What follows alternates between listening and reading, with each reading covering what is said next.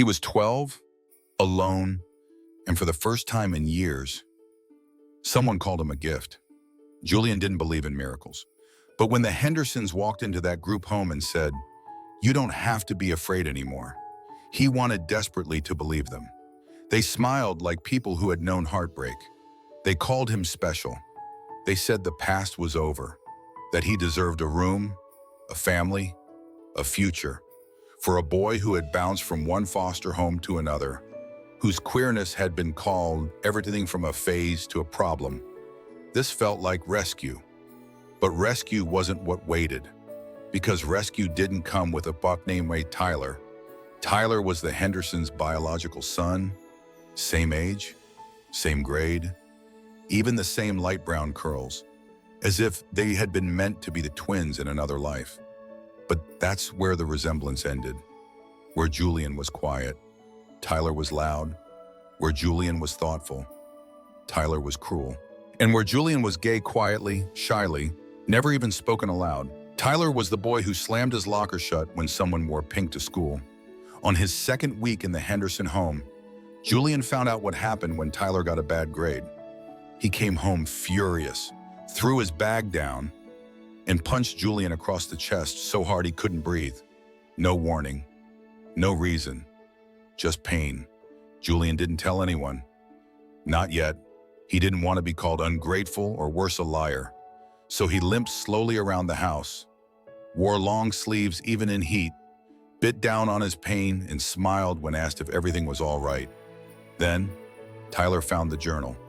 It was old, battered, with faded blue ink and pages filled with secrets Julian never meant to share.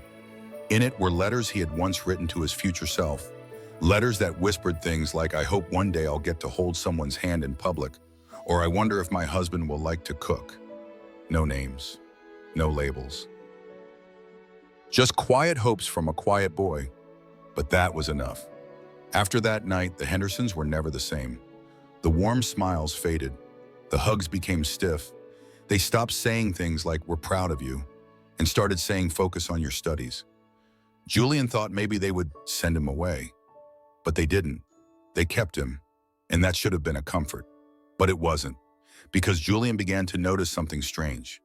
Whenever he aced a test, Tyler came home with praise. When Julian won the science fair, Tyler got taken to dinner. Even his writing essays with his own metaphors, his own voice were being submitted under Tyler's name. And when he questioned it, Mrs. Henderson would place a gentle hand on his shoulder and say, "You love your brother, don't you?" This is what families do. We lift each other up. Tyler needs this more than you do. Julian wanted to believe her. He wanted so badly to be part of something that he ignored the gnawing in his gut. He told himself it was love, that maybe this was what family felt like. But at night, he couldn't sleep.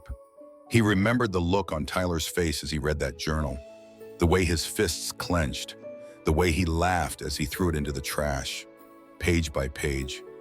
Julian began to understand something that made his blood run cold. They didn't adopt him because they loved him. They adopted him because he made Tyler look better. And that realization cracked something open inside him. He didn't know it yet, but this wasn't the end of his story. It was the beginning. If you've ever been made to feel invisible while carrying someone else's name, this story is for you. Stay with us on Heart Story, where unheard voices rise, one truth at a time. Julian sat at the kitchen table with a pencil in hand and an empty test in front of him. Not his test, not his name, just Tyler's. Mrs. Henderson stood behind him with folded arms, her voice sugar-sweet but firm. "You're so smart, sweetheart." And Tyler struggles so much. If you really want to stay in this family, this is how you show love. That word love had begun to sound like a trap. It started with one test, then another, then entire assignments, essays, book reports, science papers. Every time Julian put his brilliance on paper, it was signed with Tyler Henderson. At school, Tyler became a quiet legend, the boy who suddenly got straight A's, the boy who wrote an essay that it made the English teacher cry, the boy who received applause at a school assembly for a robotics project he hadn't even touched. Julian had built it in their shared bedroom, alone, and every time, Tyler came home with more, new sneakers, a laptop, praise. He got a seat in the gifted program. A meeting with a university recruiter. He got everything, Julian. He got a public transportation card and a cold thank you. Worse, every time he hesitated, they reminded him, you know what those homes were like? You don't want to go back to being a number, do you? They repeated his past like a ghost story. The nights he was locked in basements. The boy in one home who tried to set his bed on fire. The time he begged for help and got called a liar. It all became fuel for their control. You're safe here, they'd say. Just help your brother. Be useful. And Julian stayed quiet. He wrote the essays. He took the tests. He memorized Tyler's schedule to match handwriting samples. But inside, something in him cracked and stayed cracked. So he began saving everything. He hid bruises behind sleeves, but took pictures when no one looked. He wrote everything in a password-protected digital journal: dates, test answers, grade returns. He took screenshots of emails, photos of graded papers with Tyler's name, but his handwriting. All of it went into a hidden drive. He was no longer just surviving. He was documenting. The only person who noticed the shadows under Julian's eyes was Marcus. Marcus had sat 2 rows behind Julian in English, and once passed him a note that said, "Your poem was the best in class. I know Tyler didn't write it." That sentence changed everything. Marcus didn't push. He didn't ask questions. But he sat next to Julian at lunch. He walked with him to the bus stop. He offered a quiet kind of safety, not the kind that needed proof, but the kind that made Julian feel like maybe he wasn't crazy. And for the first time in months, Julian felt seen. He started to open up, not with words, but with glances, quiet smiles, the way he let Marcus carry his extra textbook.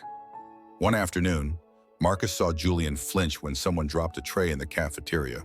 It wasn't loud, but Julian's entire body jerked like he'd been hit. That was when Marcus gently asked, "Do you want to talk to someone?" Julian shook his head, but the seed was planted. At night, he'd look at the folder labeled Truth and whisper to himself, "Not yet, but soon." He wasn't ready to blow it all up, but he was getting close. Julian woke each morning with the same ritual. Stretch carefully, check for bruises, scan the mirror for anything he couldn't cover. Tyler had learned not to leave marks where people could see. A knee to the stomach, a punch to the ribs, a shove down the stairs, everything precise, calculated. Never the face, never a scar he couldn't explain away. When asked why he was limping, Julian would say he tripped on the sidewalk. When he winced at lunch, he blamed a stomach bug. And when someone asked about his growing quietness, he just smiled. A weak, hollow smile. He told himself it was safer to lie than to risk everything. Because if he spoke up and wasn't believed, he wouldn't just lose the Hendersons. He'd lose his school, his progress, even Marcus. He might end up back in a group home, sleeping under a flickering light, clutching a hoodie instead of a pillow. The Hendersons were tightening their grip. Cameras were installed in the living room and hallway for safety. His laptop history was monitored. His journal disappeared, and Mrs. Henderson casually mentioned how easy it was to forget to delete old drafts. Then came the real invasion. Mrs. Henderson began volunteering at school. Every day, she was there, organizing bake sales, supervising the library, walking past his classroom door, smiling, watching, making sure Julian never had a moment alone to whisper, to ask for help, to breathe. It felt like a cage with velvet bars, a life controlled in the name of love. Then Julian found the message. It was buried in an old folder in the school email system, probably left by accident, never deleted.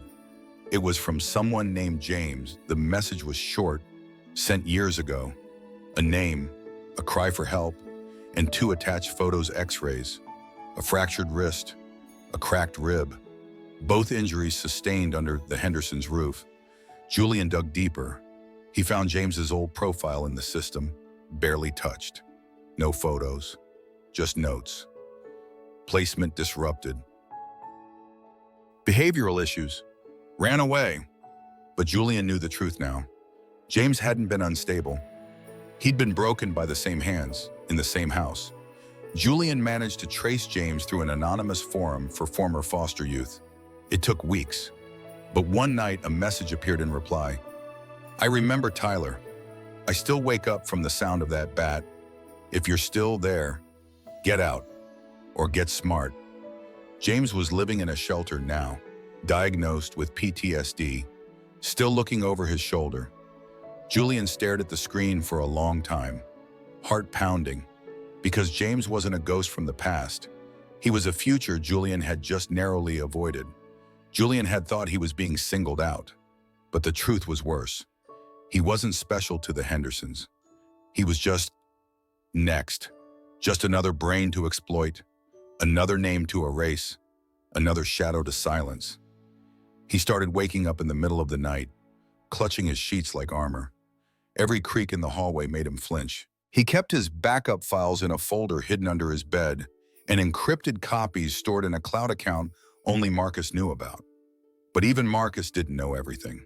He didn't know how Julian now timed his showers so he'd never be caught in a towel, or how he wrote fake emails pretending to be Tyler for teachers who wanted clarification, or how sometimes Julian would stare into the bathroom mirror and whisper, "You are not invisible," just to make sure his voice still worked.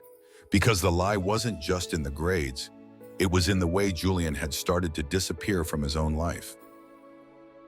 Julian no longer flinched when Tyler walked by.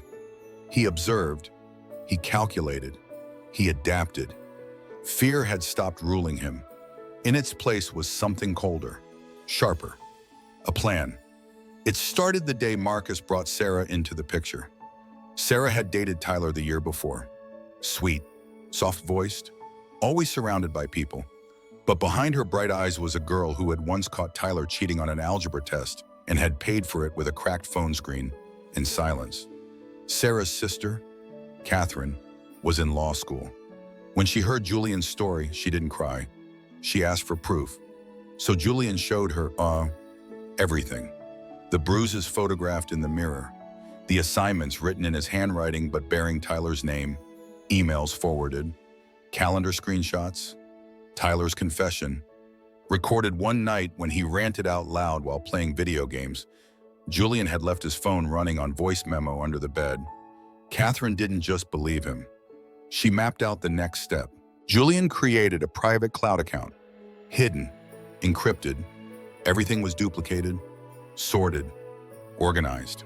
From schoolwork to bank statements, including the monthly payments the Hendersons received for fostering him. Money that was supposed to cover clothes, books, and food, yet Julian still wore secondhand shoes and packed plain bread for lunch while Tyler flashed new watches.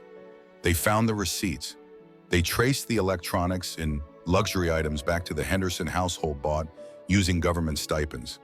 Catherine drafted a timeline. Sarah talked to old teachers. Marcus contacted alumni who had vague memories of James, the boy before Julian, the one with broken bones and no goodbye. It wasn't just a household of abuse. It was a system, polished, profitable, almost perfect, until the cracks began to show. One morning, Tyler was asked by his English teacher to explain the metaphor in his award-winning essay. He stumbled, mumbled, blinked hard. The teacher's expression shifted from confused to disturbed. That afternoon, Julian was called into the principal's office, but not for punishment. They wanted clarity.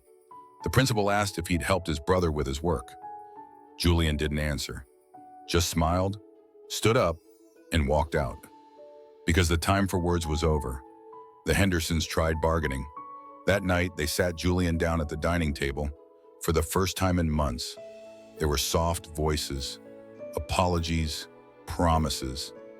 "If you help Tyler with the SATs," Mr. Henderson said, "we'll cover your college tuition, full ride, any school you want." Julian stared at them. He realized something in that moment.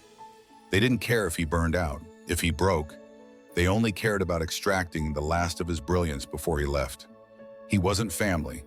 He was a transaction. He stood up and said quietly, "I already got into college. I wrote my own essay this time, with my name on it." At the next parent-teacher meeting, the school auditorium buzzed with the usual energy clapping, schedules, announcements. But when Julian raised his hand and asked one simple question, what happens when a student is awarded scholarships for work he didn't do? The room fell silent. The principal looked up. The teachers exchanged glances. Tyler shifted in his seat. Julian didn't need to say more. Not yet, but the silence left behind was louder than any scream. Julian never liked hospitals, but that's where he found James. In a quiet corner of a public shelter's clinic, beside peeling walls and flickering lights, sat the boy who came before him. James looked older than his age, thinner, worn, but his eyes, though tired, still carried the sharpness of someone who remembered everything. Julian sat down across from him. He didn't have to say much. James looked at the folder in Julian's hands and nodded. "You've got it all." Julian opened it, photos, voice memos, documents. James added his own medical records from a fractured wrist, police reports he had never filed, a letter he once tried to send to social services but never finished. Together, they signed statements. Catherine submitted them. It was no longer just a story, it was a case file. Then came the moment no one expected. At a small scholarship dinner hosted by a local education foundation, Julian was invited to speak. He'd submitted an essay, his essay about resilience, identity, and being unseen. It won first place. Tyler's grandparents were donors to that very foundation. They stood in the crowd, smiling proudly beside Tyler, unaware of the storm about to hit. After Julian's speech, they walked over to congratulate Tyler on his hard work. Tyler froze. Julian, standing nearby, smiled politely.